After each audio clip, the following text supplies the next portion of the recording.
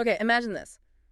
You get a direct line, like right into the minds of the top business owners out there, the ones who are just consistently winning, you know? Yeah, and they're spilling their secrets, their actual, like, money-making strategies. Exactly. And we just spent a whole bunch of time digging into exactly that. We've got some amazing insights from a group like that, and yeah, we're ready to unpack them. You got it. So this deep dive, we're really focusing on the practical stuff, actionable strategies, how they get more leads, sure, but also how they turn those leads into, like, a real community, loyal customers. And pricing, how they fine-tune that for maximum profit. And then scaling, right? Getting beyond just starting out. Mm-hmm. And where's this coming from? Well, it's from a lot of conversations with these top entrepreneurs, especially insights shared on the school platform, Yeah. the community and course Oh, platform. yeah, school. We've heard a lot about that. Right. And it's all been kind of distilled by this expert in business growth. So it's like getting the concentrated wisdom. Basically, yeah, like being a fly on the wall in their strategy meetings. Pretty much. Yeah. So our mission here really is to cut through the fluff. We're pulling out the most important bits, the stuff that actually works, even if it sounds a bit weird or counterintuitive at first. So you can take it and, actually use it in your own business, your own projects. That's the goal. Okay, let's get into it then. First up, going from just grabbing leads to building that loyal community. Because that connection piece seems, well, critical. It absolutely is. And what's striking is how much starts, well, for free, organically. Really? Free? Like how? Yeah, a heavy reliance on organic content. We saw that again and again. Think YouTube, Instagram stories, but especially short-form video, TikTok, Instagram Reels, that kind of thing. Makes sense. That's where the eyeballs are. Totally. Huh? And also, don't discount the organic traffic within platforms like school itself. Just people visiting profiles brings in quite a bit of interest, apparently. Huh. So it's not just about pushing content out, it's also about being discoverable within the platform. Exactly. But, making content is one thing.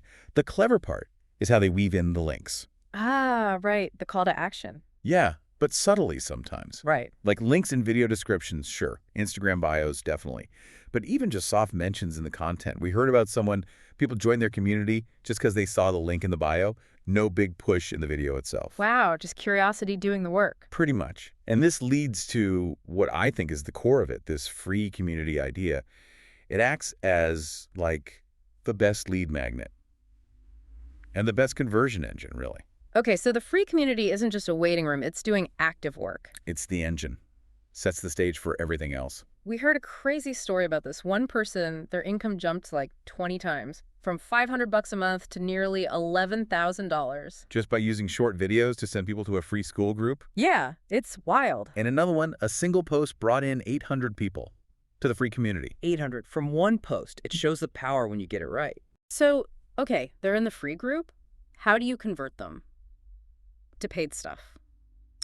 Well, kind of depends on the price, right? For the lower ticket offers, maybe something recurring, an onboarding call works really well. Like a welcome call? Yeah, exactly. Makes it personal. You chat about their goals, what's stopping them, and then, naturally transition into the paid offer if it's a fit. Okay. And what about the big ticket stuff, like the really expensive programs? Still a call? Sometimes, but often there's a bit more filtering first. You might use something like a video sales letter, a VSL, or maybe a webinar within that onboarding or free community space. Lets people kind of self-select in or out before you get on a high-stakes call. Ah, so the community warms them up. Totally. It's where the indoctrination happens. That sounds intense, maybe. Yeah. But it's about shifting their mindset, right?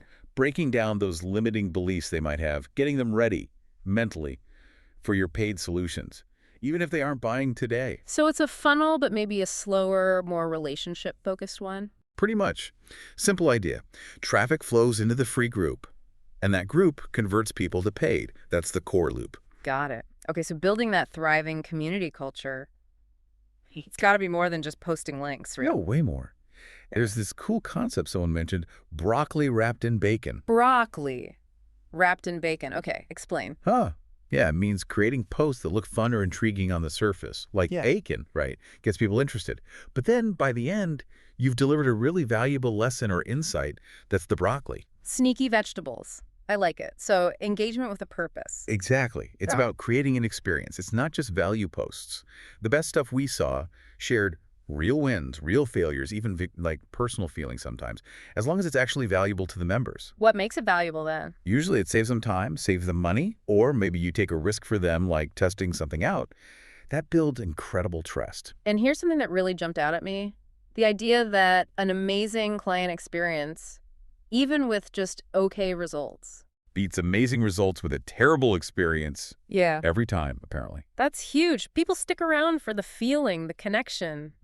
They feel like they belong. Yeah. That's often more powerful than just the spreadsheet results. Which kind of leads to this idea of shifting away from the host being the only star, right? Yeah, moving away from that overlord model, as they called it.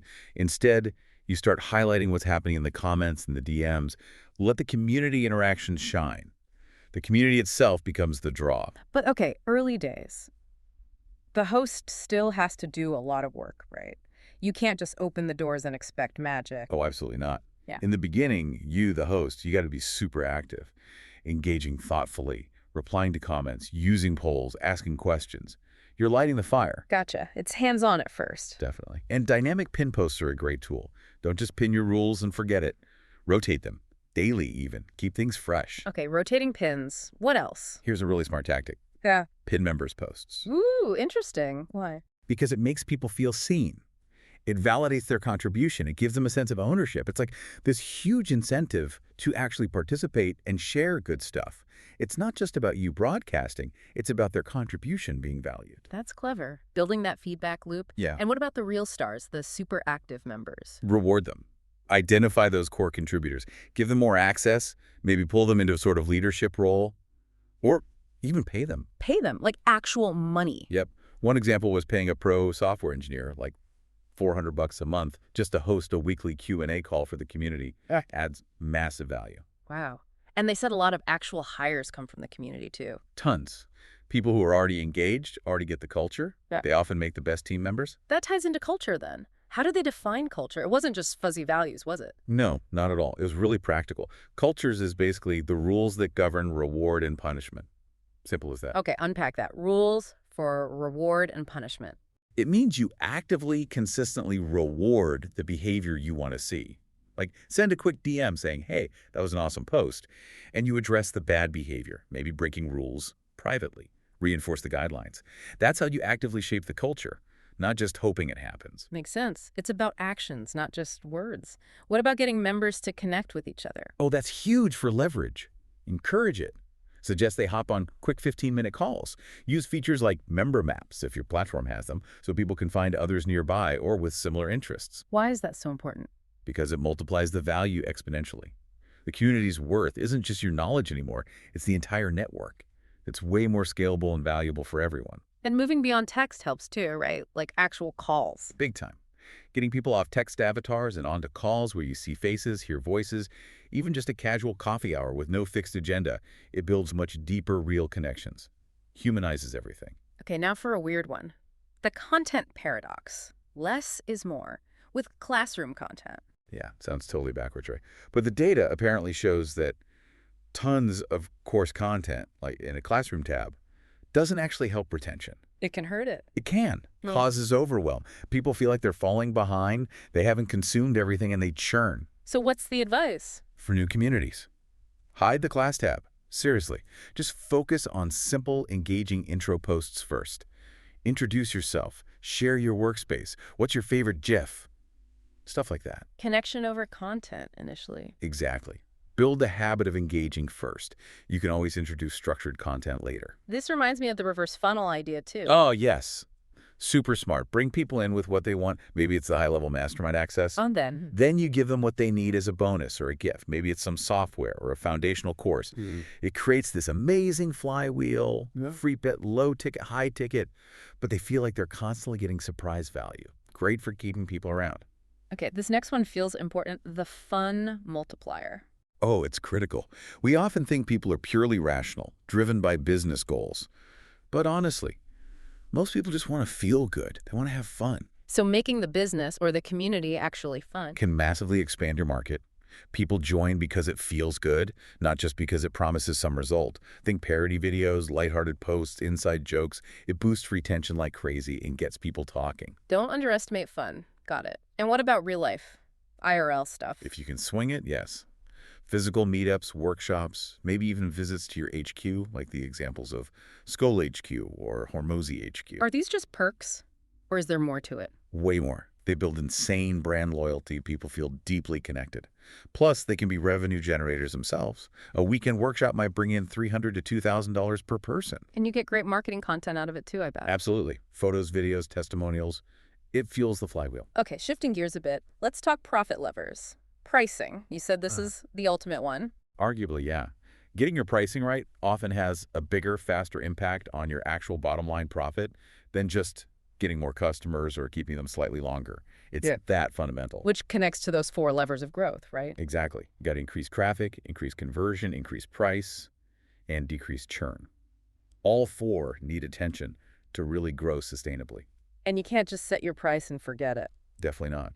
The businesses that are constantly looking at their pricing, testing it, adjusting it, maybe quarterly, even annually, they are significantly more profitable. It's an ongoing process. And price sensitivity is different depending on the ticket price, right? Massively different. Low ticket stuff, small price changes can really swing conversion rates and even refund rates. Like that example of going from $77 to $137 a month. Yeah, that caused way more refund requests. People feel that monthly hit directly. It's very sensitive. The high ticket is different. Surprisingly, yes.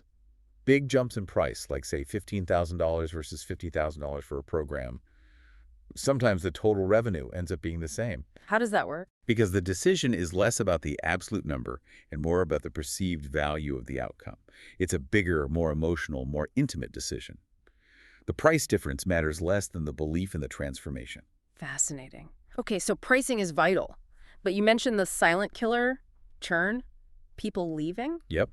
Understanding churn, measuring it, and actively working to reduce it. It's absolutely crucial. You can't out-acquire a massive churn problem sustainably. How do you measure the impact? Well, the basic formula for lifetime value, LTV, is just price divided by your churn rate. If you track that per member, you see the real value each customer brings over time. That tells you how healthy the business is. And a surprising tip for managing churn was making refunds easy. Sounds crazy, but yes. If someone wants out, let them out easily. Give the refund without a fight. Why? Isn't that just losing money? Short term, maybe. Yeah. But you avoid creating bad will. You don't become their negative project. And often those people come back later or they buy something else. Yeah. Think Planet Fitness and their friendly goodbye. No hassle exit keeps the door open. Smart. Okay. Structuring pricing, separating value types. Yeah, this is a powerful model. Think about value that's one time. Education, blueprints, tools, checklists, stuff they get and keep, a permanent asset or skill. Charge for that up front. Exactly. A clear one-time fee for that permanent value. And then there's the ongoing value. Right.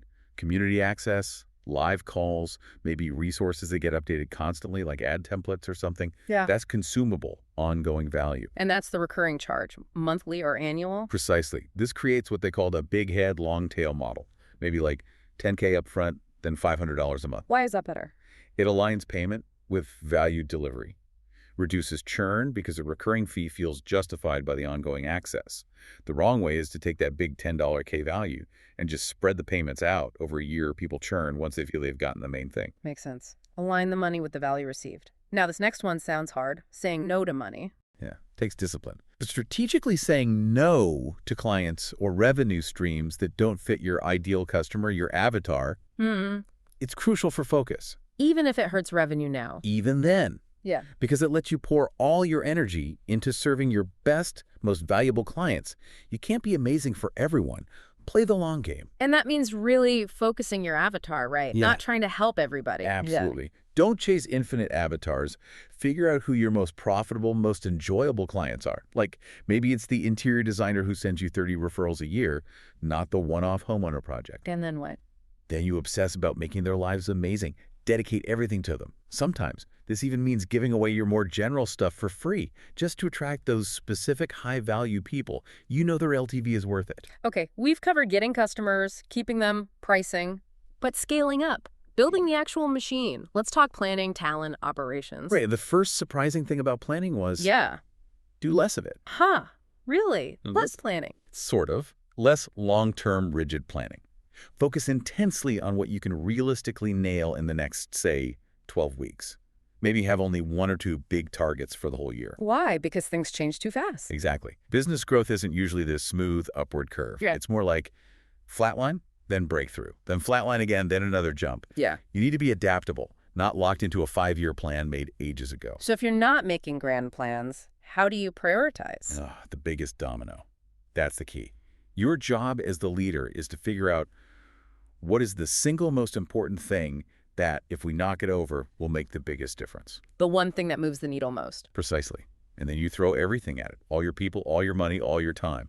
Solve that one domino. Instead of spreading resources thin across 10 priorities? Exactly. Like, if leads are your problem, don't simultaneously try to fix show rates and hire a sales manager and tweak the onboarding. Just hammer leads. Increase ad spend. Improve ad creative.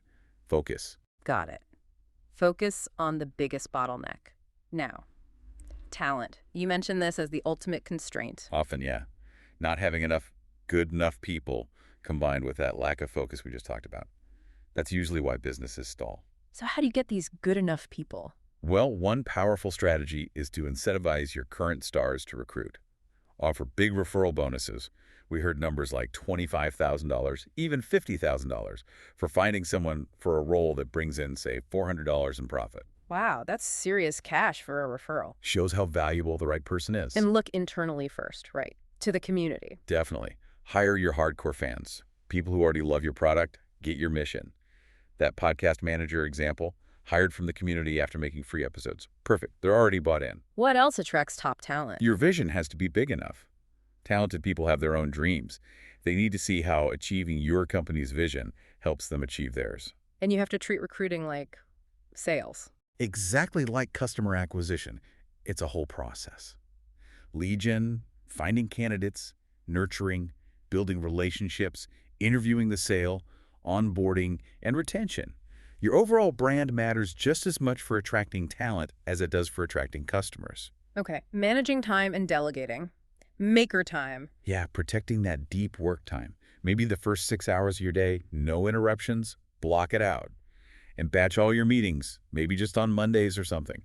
Keep the rest of the week clear for focused work. And the controversial one, outsource personal stuff. Controversial, maybe, but highly recommended by these folks. Food prep, cleaning, laundry, delegate it. They called it the single best trade you'll ever make. Why? Just to save time. To save productive time. Spending maybe $1,500 a month could get you back almost 100 productive hours. Even if you don't technically make $15 an hour yet, use those freed up hours to learn how to make that much or more. Invest the time in higher leverage activities. And where do you start with business delegation? Hire a generalist first. Often, again, a hardcore fan who's eager to learn. Let them handle support tickets, basic emails, the low-leverage stuff that eats your time. That frees you up for strategy. Makes sense. Okay, operational frameworks. Scaling up has a specific flow. Yeah, a simple 4-step start. Get the basic thing working, then compound. Do more of what works. Then augment. Make it better, improve quality, refine it. And finally, leverage. Make it consistent, repeatable, maybe automated. Start, compound, augment, leverage. Got it? And for fixing things, optimization. A slightly different framework. First, question requirements. Why are we even doing this? Yeah. Does it actually lead to the result we want? Step 2. Delete. Get rid of everything that doesn't matter. Unnecessary steps, meetings, reports. Be ruthless. You can always add it back if you were wrong. Okay. Question delete. Optimize. Now improve the things that are left, the things that actually work. Make them better. And Pull up time requirements. This is interesting. Force quick completion on important tasks. Build momentum. Get it done faster than you think you need to. It frees up capacity for the inevitable, unexpected problems later. question delete, optimize, pull up time, and the last one. Automate. Where possible, make the process run itself. Cool framework. And applying the sales team model elsewhere. Yeah, treat other departments like customer service or even media creation like a high-performing sales team. How? New hires listen to game tape recordings of great interactions. They do role-playing. You have daily stand-ups. You review performance, looking at good and bad examples, focusing on self-correction and peer praise. Like call reviews in sales. Exactly. And maybe start new folks on a half calendar. Fewer responsibilities until they prove quality, then give them the full load. And incentives are key again. Pay for performance. Huge. Yeah. If you can tie compensation to performance, you unlock discretionary effort. That extra bit people give when they're truly invested, not just doing the minimum, that can double or even quadruple output sometimes. Wow. Okay, critical warning. Solve problems before you scale. Please, yes. Scaling with existing problems just makes those problems bigger, messier, and way harder to fix later. Address the cracks in the foundation before you build the skyscraper. And if things start going downhill, performance-wise. Look for the first point where things change, the first delta. Don't just focus on the current bad result. Often, the problem started earlier. And frequently, it's because you added a bad fit to the team, not necessarily because a good person left. Find the root cause. Interesting. Let's talk content strategy again, but for branding. Back to business content. Yeah, the idea here is that sometimes broad lifestyle content vlogs, personal stuff, attracts the wrong audience for your core business offer. It might get views, but not buyers. So narrow down. Right. Focus your content on your specific business niche, your ideal customer's problems. It might get fewer total views, but the right views. Align content directly with business goals, not just vanity metrics. And brand building, it's a long game. Years, not months. You got to be patient. That New Balance example. 18 months of looking like things were worse after a brand shift, before it finally took off massively. It takes time for perception to change. What's the model for B2B branding specifically? It's about 1. Educate to establish authority. 2. Help them achieve goals with free content. 3. Show social proof others like them winning. 4. Help them hit aspirational goals. It's a full-circle approach to build trust and desire. Love that. Now, a simple but powerful question. What would it take? Oh yeah, great one. For problem solving, for deal making. Instead of asking if something is possible, you assume it is, and ask, okay, what would it actually take to get this done? How does that help? It forces you to work backward from success. Yeah. Makes all the hidden assumptions and roadblocks visible, cuts through the I don't know if we can mentality. Brilliant. And finally, the difference between problems and missed opportunities. Crucial distinction for focus. Problems are finite, tangible things actively hurting your business now. Low reviews, product breaking, running out of cash, they threaten survival. And missed opportunities. Are infinite. Things you could be doing better, not having an email follow-up sequence, not being on TikTok yet, etc. Nice to haves, maybe, but not immediate threats. So prioritize. Problems first, always. Your limited time and energy have to go to fixing the things that could kill the business. Solve the fires before you start landscaping the garden. That makes a lot of sense. Wow. Okay, we have covered a ton of ground today. We really have, from getting leads and building communities to pricing, scaling, talent, operations. Yeah, all incredibly actionable advice. And the common thread, it seems to me, is this relentless focus on efficiency, leverage, making smart choices, not just doing more. Exactly. Understanding the underlying mechanics, what really drives growth, and where to put your energy. And connecting it all back. And maybe the hardest skill isn't just knowing what to do. Right. In this world where there's infinite advice, infinite things you could be doing, maybe the real superpower is knowing what to stop doing. Having that clarity, that conviction to say, no, we're not doing that, even if it looks shiny. To free up your focus, your resources, for that one biggest domino that truly matters. So the final thought for everyone listening, what critical actions, what distractions, what good ideas are you ready to eliminate so you can finally free up the energy to knock over your biggest, most impactful domino?